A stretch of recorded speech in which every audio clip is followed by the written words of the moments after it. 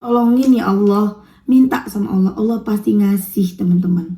Ya, doa udah jadi ibadah, doanya aja udah dapat pahala, sholawatnya juga dapat pahala, begitu banyak pahala yang kita kumpulkan. Mudah-mudahan pahala-pahala itu bisa menggeser dosa-dosa kita yang begitu banyak yang kita udah gak sanggup. Bismillahirrahmanirrahim. Alhamdulillahirabbil alamin. Allahumma sholli ala sayyidina Muhammad wa ala ali sayyidina Muhammad. Assalamualaikum warahmatullahi wabarakatuh.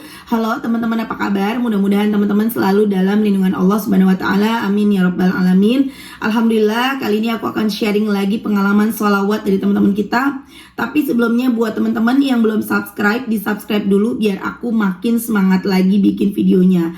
Nah, buat teman-teman yang punya testimoni sholawat, langsung aja kirimkan testimoni teman-teman ke 0813 15 43 0565. Buat kalian yang belum punya buku ini, jangan pernah lelah ada nikmat di setiap sholawat. Harganya 55.000. Teman-teman bisa beli di admin, nomornya 0812 9875 7860. Atau teman-teman bisa klik link di deskripsi box untuk kalian yang mau belanja di Shopee. Insya Allah buku ini bisa nambah semangat, dan doain ya, aku juga insya Allah akan menerbitkan buku yang kedua.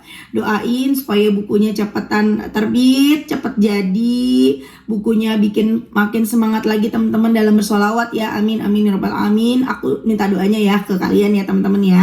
Nah, langsung aja kan aku bacain testimoninya. Ini dari Mbak Aini. Assalamualaikum. Waalaikumsalam Kak Mel, saya Quratul Aini. Kak Mel yang di testimoni itu yang lunas utang hampir 100 juta Kak Mel. Waalaikumsalam Mbak Aini. Masya Allah, gimana ceritanya Mbak? Itu Mbak Mel, awal mula saya ini dikasih ujian sama Allah yang sangat-sangat indah. Dalam kurun waktu 4 tahun, Allah mengambil orang-orang tercinta saya. 5 orang Mbak Mel meninggal dunia dalam satu rumah Mbak Mel. Terakhir ibu saya Mbak Mel, beliau tidak sakit, subuh-subuh beliau meninggal. Saya bingung Mbak, harus gimana, sedangkan saya tulang punggung keluarga. Dari 4 tahun itu utang saya ke orang-orang hampir 100 juta Mbak Mel untuk biaya berobat adik saya dan biaya hidup saya dan anak-anak saya Mbak Mel. Saya hampir putus asa. Tapi saya tersadar bahwa anak-anak saya butuh saya Mbak Mel dalam keadaan saya single parent Mbak Mel. Dan disitulah saya memutuskan untuk hijrah dengan memperbaiki ibadah saya yang wajib-wajib dulu Mbak. Dan saat saya ikut di kajian Syekh Ali Jaber, waktu itu ada sholawat Jibril, Riyado dan lain-lain, dan WI 40H. Terus ngikutin YouTube-nya Mbak Mel juga, TikTok-nya juga. Dalam waktu 6 bulan, tabarakallah, saya bisa membayar hutang hampir 100 juta lebih. Hampir 100 juta kurang lebih. Tidak hanya itu Mbak Mel, Allah ngasih kejutan lagi kepada saya dengan saya bisa merehab rumah saya Mbak Mel, yang awalnya hanya kubuk yang mau roboh. Masya Allah, dahsyatnya sholawat Jibril Mbak Mel. Masya Allah, maaf kalau boleh tahu siapa aja yang meninggal Mbak ya Allah, dan gimana caranya bisa sampai lunas 100 juta? Apa dari usaha atau ada yang kasih cuma-cuma? Sholawat Jibrilnya berapa banyak bacanya Mbak? 2016 awal almarhum bude saya Mbak Mel, kakaknya ibu saya, tapi punya keterbelakangan mental Mbak. 2 bulan berikutnya almarhum Pak Lek saya, adiknya ibu yang bungsu. 2 bulan berikutnya almarhum bapak saya Mbak Mel. 2 tahun berlalu menginjak acara 1000 harinya almarhum bapak saya, adik saya meninggal di perantauan Mbak Mel di Malaysia dengan sakit di hospital University Himalaya di Kajang, Kuala Lumpur, dengan proses yang sangat sulit untuk memulangkan jenazahnya Mbak Mel ke tanah air karena posisi adik saya yang berangkat ke Malaysia dengan lewat ilegal. Hancur hati saya berkeping-keping waktu itu. Tetapi saya tidak putus asa, tidak putus asa Mbak Mel untuk berusaha tetap memulangkan jenazah adik saya dengan apapun caranya.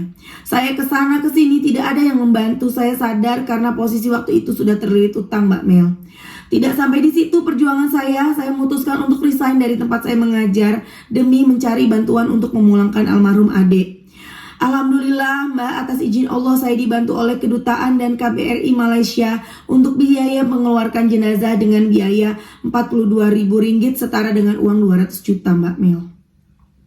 Dan dari Malaysia ke Surabaya dibayarin oleh bupati kami 4.000 ringgit, yakni 10 juta Mbak Mel. Mau nginjak 3 tahun, tepatnya 2021 awal ibu saya meninggal Mbak Mel. Jadi waktu itu udah hampir putus asa saya Mbak Mel. Dengan keadaan ini saya bangkit lagi, itu masih belum hijrah saya Mbak Mel. Semua demi anak-anak saya. Saya bekerja sebagai mengurus admin Mbak seperti kakak, akte kelahiran, KTP, dan surat pindah. Semenjak saya bisa memulangkan almarhum adik, saya alhamdulillah dipercaya masyarakat Mbak Mel, lebih di sosial saya Mbak Mel. Sering membantu orang-orang yang butuh bantuan saya. Awal mula saya baca sholawat Jibril hanya 600 ditambah riyado waqiah Yasin 40H dan sedekah subuh. Kalau sekarang sholawat Jibrilnya udah 10.000 Mbak Mel, dari setelah sholat isya sampai dengan waktu subuh. Masya Allah, dan hutang 100 juta akhirnya lunas dari membantu orang tersebut ya Mbak. Semoga istiqomah, hajat-hajat selanjutnya diijabah. Terima kasih Mbak ini testimoninya. Dari perjuangan pengurusan KK dan KTP surat pindah Mbak Mel, dari berbagai kecamatan semua ngurusnya lewat saya Mbak, tabarakallah. Dari satu cerita ke satunya gitu Mbak Mel. Akhirnya semua orang dari berbagai kecamatan ngurusnya ke saya Mbak Mel. Amin amin ya rabbal alamin. Masya Allah, semoga lancar terus rezekinya ya Mbak, istiqomah selalu, amin Mbak Mel, terima kasih. Masya Allah, itu tadi testimoni dari Mbak Aini. Ya Allah ya, kehilangan orang-orang yang disayangi di satu rumah yang tadinya kita sama-sama, kita rame-rame, kemudian satu persatu pergi, bahkan sampai tadi berapa 5 orang ya. Ya Allah, ujiannya berat banget. Terakhir kehilangan ibu, itu berat banget. Tambah lagi Mbak Aini juga single parent, dan itu berat banget, gak mudah. Tapi Masya Allah, maha baiknya Allah, maha rahmannya Allah, Allah memberikan kekuatan kepada Mbak Aini. Dengan sholawat yang dibaca 600 kali setiap hari, sholawat Jibril, dengan waqiah Yasin yang dibaca, Allah akhirnya menuntun Mbak Aini, sehingga Mbak Aini punya pekerjaan yang dengan pekerjaan itu akhirnya bisa melunasi utang-utangnya. Dipercaya oleh masyarakat, oleh kecamatan, berbagai kecamatan untuk ngurus-ngurus ya soal-soal seperti itu ya, kayak KTP dan lain-lain, supaya dimudahkan segala macam. Dan Masya Allah, itu kan kalau aku pernah yang ngurus KTP, karena aku di sini, jadi aku ngurus KTP juga susah, mau ganti kakak gitu, kakaknya tetap yang sama, cuman waktu itu kakak aku hilang atau gimana gitu, pokoknya dibantu lah untuk urusan. Jadi kita kan, mereka tidak meminta uangnya tuh kayak yang harus sekian seikhlasnya, tapi seikhlasnya itu kan gimana rezeki yang minta tolong, dan gimana Allah menggerakkan hati yang minta tolong gitu ya. Kalau kebetulan yang minta tolong itu punya uang rezeki lebih, dia akan memberikan dengan jumlah yang Masya Allah gitu ya, yang bahkan tidak pernah diminta, tidak pernah dipikirkan oleh orang yang membantu gitu loh teman-teman. Dan Masya Allah, maha baiknya Allah, akhirnya semuanya bisa dilunasin sama Mbak Aini. Teman-teman sekarang yang lagi pada diuji, utangnya belum lunas, sabar, terus sholawat, terus baca sholawat, terus deketin Allah, usahakan benerin sholatnya, insya Allah teman-teman akan mencapai apa yang teman-teman inginkan. Aku ada cerita ya. Aku punya teman baru di sini. Jadi beliau ini adalah ibu dari sahabatnya anak aku gitu ya. Kita kenal baik karena anak kita berteman gitu kan. Kemudian karena dia sering melihat postingan aku di Instagram, aku selalu mendawamkan sholawat, mengajak orang lain bersholawat. Akhirnya teman aku ini ikutan sholawatan, Masya Allah. Akhirnya mulai ikut sholawatan, dan beliau cerita kemarin aku lagi ada acara kan di sekolah anakku yang kecil. Beliau cerita, Bun, Masya Allah, makasih aku ikutan Bunda, diam-diam baca sholawat. Oh iya Bun, gimana ceritanya setelah bersolawat, gimana yang Bunda rasain? Aku bilang, Masya Allah Bun, kerejeki ngaruh banget. Masya Allah Bun, aku nih orangnya panikan, kalau ada apa-apa panikan. Sekarang tuh aku rasanya tenang. Jadi apa-apa tuh gak gerabak gerubuk, apa-apa tuh bisa berpikir tenang, berpikir santai, pokoknya ngejalanin hidup tuh enak gitu loh. Pikiran enak, semuanya enak. Beliau bilang seperti itu. Tapi aku gak bisa banyak-banyak Bun bacanya, aku bacanya sedikit. Ya gak apa-apa, yang penting istiqomah. Jadi si teman aku ini bacanya istiqomah, rezeki dia bilang, misalnya dia lagi gak masak nih, lagi nggak enak badan, nggak bisa masak dan lain-lain, ya udah deh makan yang ada aja lah gitu. Tiba-tiba tetangga nganterin makanan. Pokoknya ada aja rezeki-rezeki yang tidak terduga teman-teman. Dan yang paling disenang sama teman aku ini yaitu tadi, nggak gerabak gerubuk, bawaannya tenang. Dan seminggu yang lalu itu aku udah capek banget ya, habis jemput anakku kan sekolahnya lumayan jauh teman-teman. Habis jemput panas-panas, belum lagi aku lagi batuk, pilek, lagi tenggorokan gak enak, penyakit zaman sekarang ya. Kemudian dompet aku hilang, dompet aku jatuh, nggak tahu di mana gitu kan. Tapi aku sama sekali nggak panik, padahal itu dompet kan yang nggak ada duitnya sih, duitnya nggak ada, udah kosong duitnya. Tapi ada KTP, ada beberapa ATM, ada BPJS gitu kan.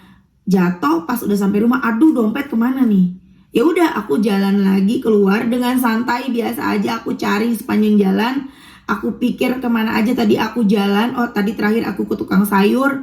Kemudian aku tanya ke ibu tukang sayur dan alhamdulillah dompetnya memang jatuh di depan tukang sayur, sama ibu tukang sayurnya tuh dompet udah diselamatin. Kembali lagi dompet aku tanpa ada rasa panik, tanpa ada rasa takut, biasa aja.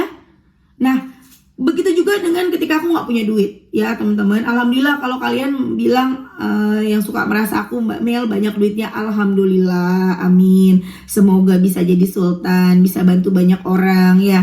Tapi teman-teman, ada kalanya juga aku gak punya duit, ada kalanya juga duit aku pas-pasan, ada kalanya juga kering kerontang gak punya duit. Tapi beneran deh, kalau udah sholawatan tuh kayaknya enteng. Oh ya udah, nanti juga ada. Nanti pas butuh pasti ada, pasti Allah nyukupin gitu loh. Tapi tetap kita mesti ngomong, kita mesti berdoa, minta sama Allah. Walaupun tanpa kita ngucap, Allah tahu yang kita butuhkan. Tapi tetap jangan sampai kita malas berdoa, karena doa juga sebagian dari ibadah dan itu ada pahalanya teman-teman. Seperti waktu aku kemarin ngadain webinar, ada yang bilang, Mbak, aku udah terlalu banyak masalah. Kalau misalnya aku cuman sholawatan aja, aku gak doa gimana? Jangan doa, tetap minta sama Allah. Minta, luangkan waktu untuk berdoa ya. Misalnya di abis sholat subuh, abis sholat isya, abis sholat zuhur, atau abis sholat apapun, atau tiap abis sholat lebih bagus lagi. Minta apa yang teman-teman butuhin, minta sekecil apapun minta. Ya Allah, tolong ya Allah, datangkan rezeki yang berkah. Hamba mesti bayar A, B, C, D. Tolongin ya Allah. Minta sama Allah, Allah pasti ngasih teman-teman. Ya, doa udah jadi ibadah. Doanya aja udah dapat pahala. Sholawatnya juga dapat pahala. Begitu banyak pahala yang kita kumpulkan. Mudah-mudahan pahala-pahala itu bisa menggeser dosa-dosa kita yang begitu banyak, yang kita udah gak sanggup lagi ngitungnya. Ya teman-teman ya, baca sholawat. Terus nih ada lagi nih, the power of sholawat teman-teman. Aku gak tahu ya, aku tidak pernah merasa diri aku seperti yang kalian bilang ya. Beberapa orang banyak yang bilang, dari mulai ibu yang bantuin aku. Kalau suami aku sih enggak sih, dia mah orangnya anti muji-muji istri gitu ya. Dia mah anti muji. Jadi ibu urut aku, kemudian ibu yang bantuin di rumah, kemudian Habib aku gitu yang di sini ada Habib yang pernah aku belajar sama beliau baca sholawat. Kemudian beberapa orang yang aku temuin, orang-orang yang ngelihat aku baik langsung maupun tidak langsung, mereka selalu bilang, Mbak Mel, kok wajahnya beda? Kok wajahnya, ada yang bilang adem, ada yang bilang beda, ada yang bercahaya, bersinar, dan lain-lain. Teman-teman, ada yang bilang glowing. Kalau dibilang glowing, kayaknya wajah aku sih, menurut aku nggak glowing ya. Kalau kalian lihat langsung, ya nggak tahu ya. Tapi kalau menurut aku sih ya biasa aja gitu loh. Ada flek hitamnya juga, ada bintik-bintiknya juga gitu loh. Biasa aja, tidak se-glowing-glowing orang-orang yang kayak orang-orang yang tajir melintir tuh, yang suka mukanya dirawat di salon-salon sampai kinclong banget. Aku juga pengen ya, tapi ya itu kan mahal gitu kan. Terus aku nggak seperti ya itu, nggak se-glowing itu teman-teman. Mungkin dari dalam ya, kita kan nggak tahu. Mungkin yang bisa melihat pun hanya orang-orang tertentu juga, orang-orang yang hatinya bersih biasanya yang bisa melihat. Nah mereka bilang seperti itu kan. Ada yang bilang katanya bercahaya, bersinar. Mungkin mudah-mudahan benar dari sholawat yang aku dawamkan, dari sholawat yang teman-teman dawamkan, mempengaruhi aku. Tapi kalau aku perhatikan nih ya, aku perhatikan memang kadang aku bingung bersinarnya tuh di mananya gitu loh. Apanya yang bisa membedakan sinarnya itu? Kemudian aku lihat beberapa youtuber sholawat ya. Aku perhatikan wajah mereka kalau di layar gitu ya, di layar HP. Memang khusus beberapa orang yang mengajak bersolawat ya, youtuber solawat dan lain-lain yang sama kayak aku, itu memang beda wajahnya sih. Kalau aku lihat memang ada satu ciri yang kayak aku gitu ya.